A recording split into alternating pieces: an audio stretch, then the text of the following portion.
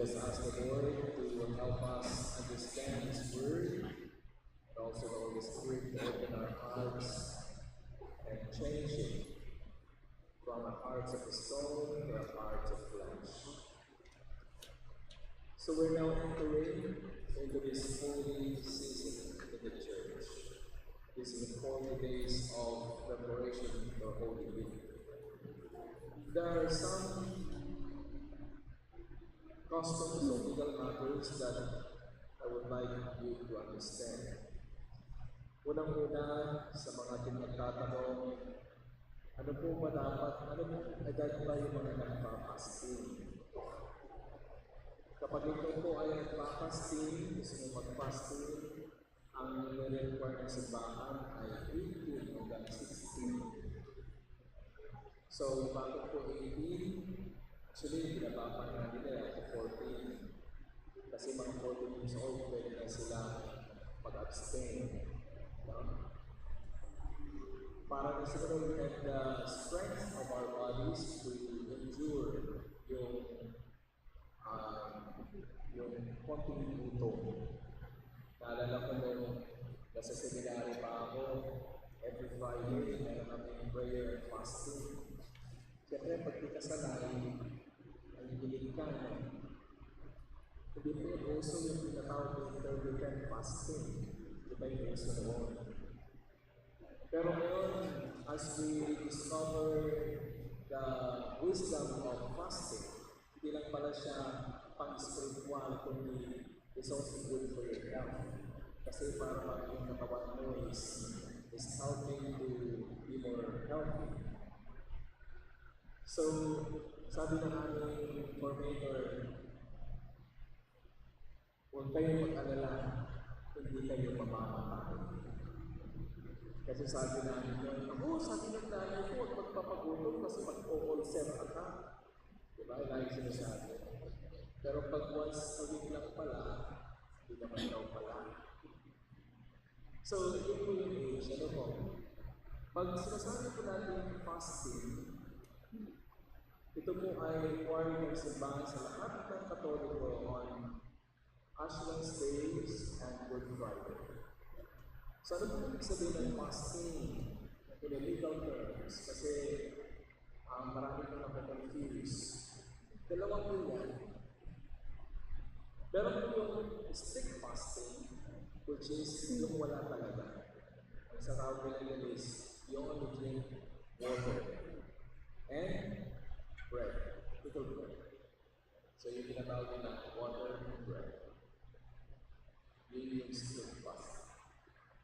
Yung may communion, ang required for sa simbahan is 2 small meals and 1 full meal.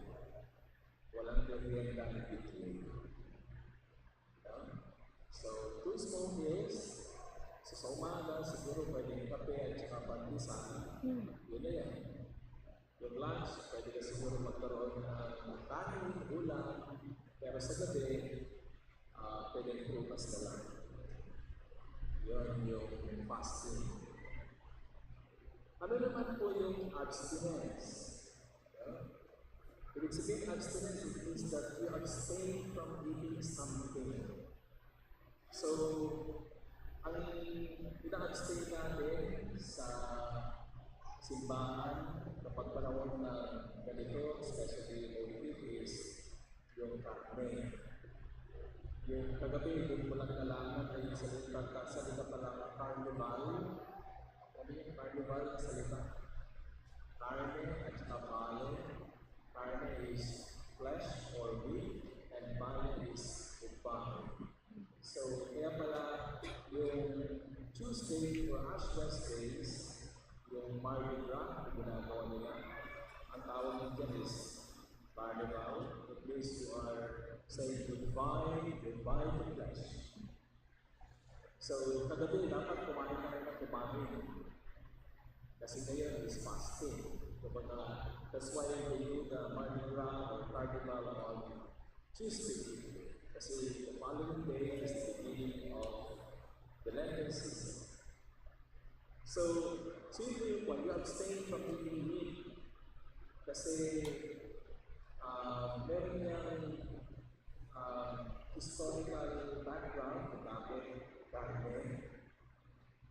meron din niyang theological background kung bakit karne. Bakit hindi nilang isda? Bakit hindi nilang gulay? Yung stay bakit karne? So, ang historical background po niya is napakamahal ang karne. O, na kumakain lamang yan ay mga mayayaman. So, ang sabi ng simbahan is, ay mga mayayaman is abstain from eating meat. So, yun yung day saan nire-require sila ng simbahan. And another thing is, ang spiritual naman is masarap ang karne. Alam ko, maraming katolik ngayon na they don't really care. So yun po yung fasting, abstinence, at saka yung age. So ito po ay 40 days. Bakit 40 days? Napakahalaga po yung 40 days sa kasaysayan ng kaligtasan natin. Every time na merong 40 days or 40 years, basta 40, it's a very difficult number. It means to say that people will experience suffering, but after that they will be glory. Just like nung nasa disyerto sila, ang glory nila is they were able to reach promised land. Si Jesus, nag-fast siya. After 40 days, he was filled with the Holy Spirit. Si Jesus, nag-suffer siya. After 40 days, he went up to heaven. So, ang 40 days of experience is the days of trials. Kaya kung talagang siseryosohin ko itong 40 days of preparation for Easter, sabi nga nila, you will experience a blessed and a very meaningful Easter kasi you're prepared. Meron akong isang staff dito, hindi na nagkakape kapag blend. At makita ko yung tuwa niya pag katapos na itong Easter na. Sabi, nakakapagkape na ako. So, ibig sabihin, na-appreciate yung isang bagay kung meron kang tinatawag na self-control. So, ano po yung mga bagay na dapat natin hihingan ng kapatawaran sa Diyos ngayong panahon ng Quaresma? There's 7 of them. And if you are not good in controlling yourself, they might be the one. Maaaring silang kumokontrol sa iyo. We don't even know, pero sila na yung boss natin. Kaya itong 40 days of preparation, especially the Holy Week, at yung time when we come together as a community to ask God's forgiveness for not controlling ourselves to the 7 capital sins. So una-una, ano yung dapat natin kontrolin? Which is, if you do these 3 things, somehow you're already addressing them. Itong sinabi ni Jesus of almsgiving, praying, and fasting. So itong tatlong bagay na ito yung panlaban natin sa 7 malalaking kasalanan na ginagawa natin knowingly and unknowingly. So una, ang kasalanan na dapat natin hingin ng tawag sa Diyos ay yung pride. Pride. Lahat tayo ay meron niya. Meron tayo. Yung mga nagsasabi na ang pride mo! Magkarating din ang panahon na silbi masasakitan mo. Kasi yan nagtuturo ng ibang tao na sila yung gano'n, most likely meron kape. Tama yan, basta sa kanya, tapos na yun. So, yung pride, sabi ng Panginoon, I am the God of humility. So, magpakapapa tayo. Okay lang na hindi natin makuha yung gusto natin. Pwede natin sabihin sa Panginoon, Lord, okay lang. Hindi mo nakuha yung the best party, okay lang. Hindi ka sa pagdadrive mo, sumilitan ka, okay lang. Alam mo, pag ako nagdadrive ngayon, at ang daming hirap isa na nakakapilit ng ulo. Ang mantra ko is, ayaw mo ng sakit ng ulo. Sinasabi ko, ayaw mo ng sakit ng ulo. Kasi kung talagang pupush mo yung gusto mo, hindi makasakit ka, masaktan ka, at nakuha yan. Pero I think that's a sign of humility, that you're trying to console yourself. No, kalaban natin ang sarili natin when it comes to money. Pride tayo eh. So, pangalawa, ang sinasabi ng Panginoon, you have to ask forgiveness as well when it comes to lustful thoughts and actions and even words. 70% na kinukumpisan ng mga tao ay about lust. Yun yung the readiness confession. Karamihan is about lust. Either nanonood ka kung ano-ano, kung may relasyon ka kung ano-ano, o kaya kung ano mga masasamang lumalabas sa buhay. Sex is very powerful. And it's in God's creation to build and unite. Pero the devil can misuse it.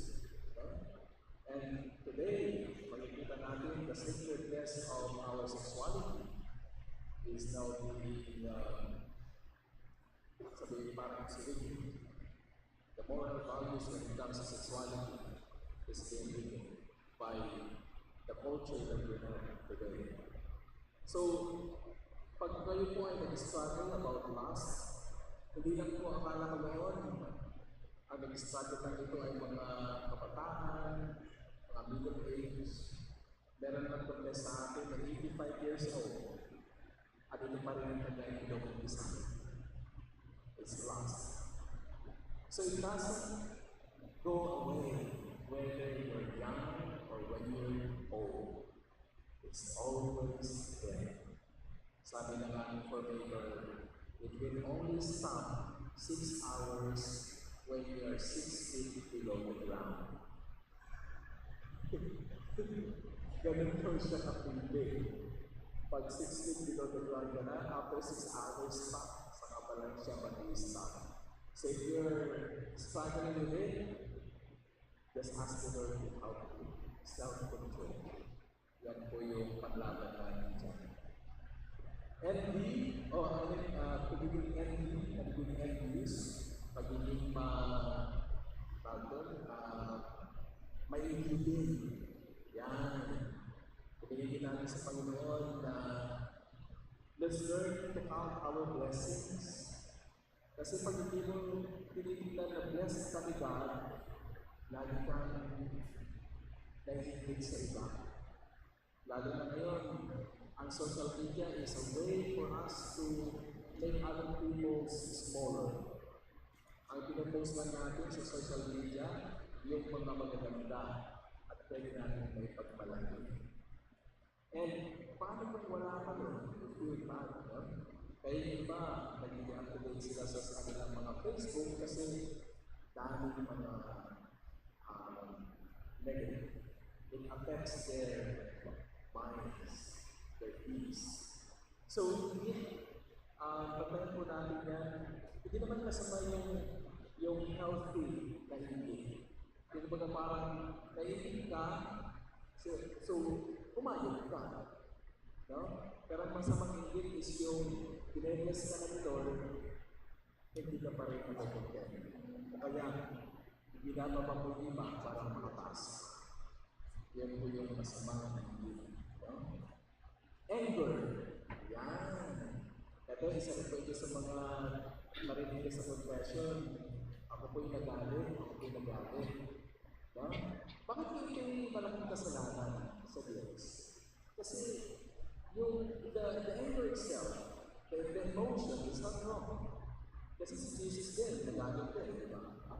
What makes it wrong is the words that will come out from your lips.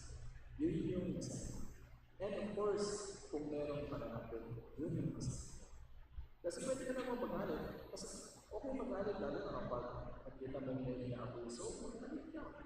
May injustices, magalit ka, mamaya. Pero yung nakapagsalita na ng mura, paglalait, pagbibili, yan nagiging kasalanan na po siya. Mayroon kasi tinatawag na righteous anger at saka sinful anger. So doon tayo sa righteous anger. And then, sunod po ay gluttony. No? Gluttony. Ngayon, usong-uso ang mga, buto nila pinagbawal ng mukbang. Ano yung mukbang? Na noong panahon ng pandemic, wala kang makain ibang tao, tapos kayo nagmumukbang. Ibang kain ng kain na ubusin nila yung naging sa harapan nila. That's evil. That's evil. Paano ilalagay mo pa sa social media na kumakain ka ng dami-dami? Eh, di pinabawal sa Pilipinas kasi nga meron ng mga nakakatatak dahil sa kailangan nila magkaroon ng content para lang kumita yung kanilang page, kanilang vlog. So, globally, too much food. Ang katawan natin ay meron lang ng bilig. Alam niyo may bilig ng katawan natin. Nung ginawa tayo ng Panginoon, naglagay siya ng bilig. Meron ng bilig ng pagtulog, bilig ng pagkain, bilig lahat may limits. May tinatawag mo ng natural law. May natural law ang mundo. May oras ng pagsikat ng araw, may oras ng pagtulog. Kapag may summer, meron tayo ng ulan. No? There's a natural law. And we are part of that. So, ang nangyari is everything that is too much is dangerous for our well-being. And food is part of that. Too much food, amana tayo. So, yan po yung pang-ilan na ba yun? Lima, anim na ba? Actually, may dalawang pang-ilan. Pang-anim is yung tinatawag nilang avarice. Avarice, kaya greed. Greed po yan. So, magkaiba yung get at saka yung greed. Ang greed ay sakit. Ito yung sakit sa spirito na walang gamot. Kasi sila yung mga tao hindi na pupuntento sa buhay. Di ba kayo nagtataka sa Pilipinas, common nila na may-ari ng mga businesses natin. Pagtataka ka, ilang billion kaya ang naiinila nila para sa kanilang sarili? Tataka ka. Para sa uwan, where they're putting all the money, for what? No? For what? For whom? Bakit ilang percent lang yung may-ari ng mga telecom companies, malalaking malls? At nagiging naman ng nakakaya ng tao. I think that's greed. No? Not only in money, but also in power. Pwede ka rin maging sa kapangyarihan. So, ngayon, panahon ng eleksyon, yung dynasty, yan na. That's greed of power. Ayaw malis sa pwesto. And then, yung pinakahuli, na kailangan natin sa natin sa Panginoon, help me to control myself in this is sloth. Katamaran. No? Katamaran. Maraming taong tamaran. Yun? Alam ko, maraming gumagana ka rin. Mga anak ko yan. Alam niyo, pinakamatindi yung nag-cause ng katamaran ng tao is gadget. No? Tutusan mo yung anak mo, nasa middle siya ng paglalaro ng NL, ay sabihin sa'yo, si kanina! Kanina! Kasi hindi mo pwedeng i-post mo pag naglalaro ka. Katulad nung yung mga laro natin nung high school tayo. Yung laro ko ng high school, brick game. Ano ba yung brick game? Yung Tetris, yung kaya yung snake na gano'n. So pwede mo yung stop. Pero yung mga online games ngayon, hindi mo pwede yung stop. Tuloy-tuloy. At yan yung nandiyan sila sa kwarto nila, nasa sopa sila, they can stay there for the whole day. Basta merong hawak ng pag-isip. So I think yun yung the worst thing. And ano nangyayari kapag ang mga bata ay may hawak ng gadget ng hapon? Pagkakasakit. Kaya mapapansin mo ngayon, dahil mga bata may allergies, dahil mga bata malalamya, para hindi lang katawan, even emotions, dahil bata nagpapakapatay. Kasi they cannot withstand yung mga challenges. Hindi ka tulad natin dati na nagpag-away ka sa kalsada kapag nagpaglaro ka. No? So, yung social interaction natin was built in sa atin. Sa kanila, kaya in 20 years time, this society is become very, very different. Very, very different. So, para sa atin, ito yung kinocall ni God sa atin. Prayer, you pray, you will search your heart. Ano ba yung area sa buhay ka na kailangan kong i-use? If you fast, you will control yourself. Or if you give, ikaw papawasan ang ating pagiging makasarili.